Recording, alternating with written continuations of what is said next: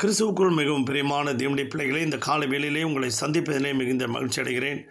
கர்த்தர் ஒவ்வொரு நாளும் நம்மை போஷித்து பாதுகாத்து பராமரித்து வருகிறதை நினைத்து கர்த்தரை ஸ்தோத்திரிக்கிறேன். சென்னையில் வேளச்சேரியில் உள்ள எளிமேஜி சபை வழங்கும் அனுதினம் மன்னா. ஆண்டவராகிய இயேசு கிறிஸ்து அனுதினமும் 5 நிமிடம் உங்களோடு. இந்த நாளிலும் தியானத்துக்கு எடுத்துக்கொண்ட வேத வசனம் 1 தீமோத்தேயு 2 அதிகாரம் 6 வசனம். எல்லாரையும் மீட்கும் பொருளாக தம்மை ஒப்பு கொடுத்த மனுஷனாகிய கிறிஸ்து இயேசு அவரே இதற்குரிய சாட்சி ஏற்ற காலங்களில் விளங்கி வருகிறது. எல்லாரையும் மீட்கும் பொருளாக. ஆம், மீட்க வேண்டும் என்றால் நாம் எல்லாரும் பாவத்துக்கு அடிமையாக இருந்திருக்க வேண்டும். இந்த அடிமைத்தனத்திலிருந்து மீட்பதற்காக இயேசு கிறிஸ்து தம்மைத்தாமே அவர் வெறுமையாக்கினார். பிலிப்பியர் 2 அதிகாரம் 7 வசனம் 8 வசனம்.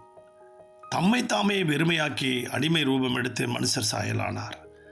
அவர் மனுஷ ரூபமாய் காணப்பட்டு மரணபரிந்தும், அதாவது சிலுவையின் மரணபரிந்தும் கீழ்ப்படிந்தவராகி தம்மை தாமையே தாழ்த்தினார். 430 வருஷமாய் அடிமையாய் இருந்த இஸ்ரவேல் ஜனங்களை மீட்பதற்காக ஆண்டவர் மோசேயை அங்கே எகிப்துக்கு அனுப்பினார்.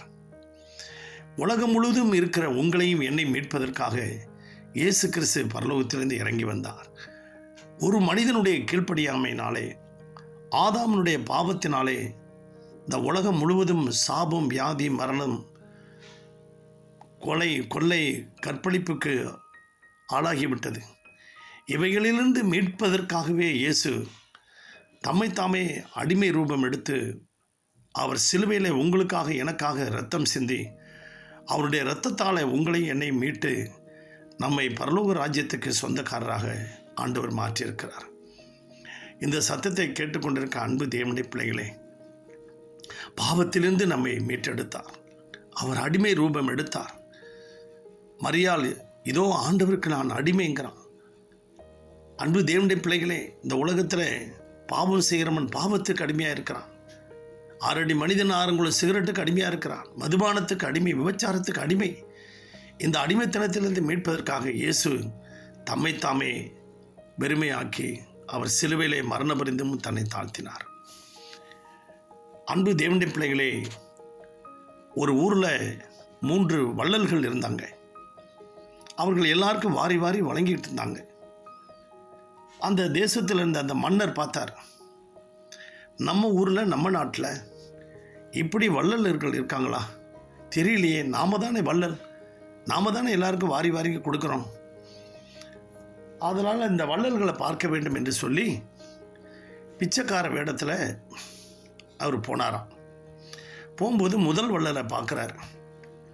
முதல் வள்ளரை பார்க்கும்போது இந்த பிச்சைக்காரனாகிய இவரை பார்த்துட்டு, ஐயா இவ்வளோ நாளாக எங்கே இருக்கீங்க, நாங்கள் எல்லாருக்கும் கொடுத்துக்கிட்டே இருக்கோமே, உங்களை காணாமே அப்படின்னோடனே, இப்போ தான் ஐயா உங்களை பார்க்க வந்திருக்கோன்னு சொன்னோடனே தன்னுடைய சொத்தில் பாதி அந்த பிச்சைக்காரனுக்கு கொடுத்தாராம். சரி, இன்னொரு வள்ளலை பார்க்கலான்னு போனாராம். அந்த வள்ளல் என்ன சொன்னாராம், ஐயா இவ்வளோ நாளாக எங்கே இருந்தீங்க, நாங்கள் எல்லாருக்கும் கொடுத்துக்கிட்டே இருக்கோமே அப்படின்னாராம். அவர் என்ன செஞ்சார், தன்னுடைய சொத்தில் இருக்கிற எல்லாம் முழுசே அவருக்கு கொடுத்துட்டாராம். 3வது ஒரு வள்ளலை பார்க்கறதுக்காக போனாராம். அந்த வள்ளல் என்ன செஞ்சாராம், தனக்கு உண்டான எல்லாத்தையும் கொடுத்துட்டு என்ன சொன்னாராம், ஐயா பிச்சைக்காரரே கொஞ்சம் இருங்க அப்படின்னு சொல்லிட்டு ஒருத்தரை பாதுகாப்புக்கு வச்சுட்டு போனாராம். போயிட்டு அங்கேருந்து ஒரு ஆளை அனுப்புனாராம். ஐயா ஐயா உங்ககிட்ட ஒருத்தர் சொல்லிட்டு போனார்ல, அவர் சந்தையில் தன்னையே அடிமையாக்கி தனக்கு இருந்ததை அந்த சொத்தை உங்ககிட்ட கொடுக்க சொன்னார் அப்படின்னு சொல்லி 3வது நபர் அந்த தன்னையே அடிமையாக்கி கொடுத்தார்.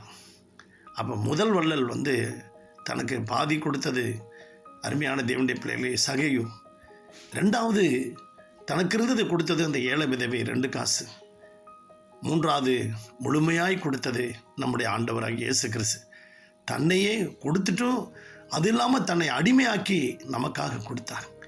இந்த சத்தத்தை கேட்டுக்கொண்டிருக்க நீங்களும் நானும் அன்பு தேவனுடைய பிள்ளைகளே, நீங்களும் உலகத்துக்கு உங்களுக்கு திக்கற்ற பிள்ளைகளுக்கு விதவைகளுக்கு நீங்கள் கொடுக்குறீங்களா? பாதி கொடுக்குறீங்களா? உங்கள் குடும்பத்துக்கும் மனைவி பிள்ளைகளுக்கும் உங்கள் முழுவதையும் கொடுக்குறீங்களா? 3வது உங்களே இயேசுக்கு கொடுங்க.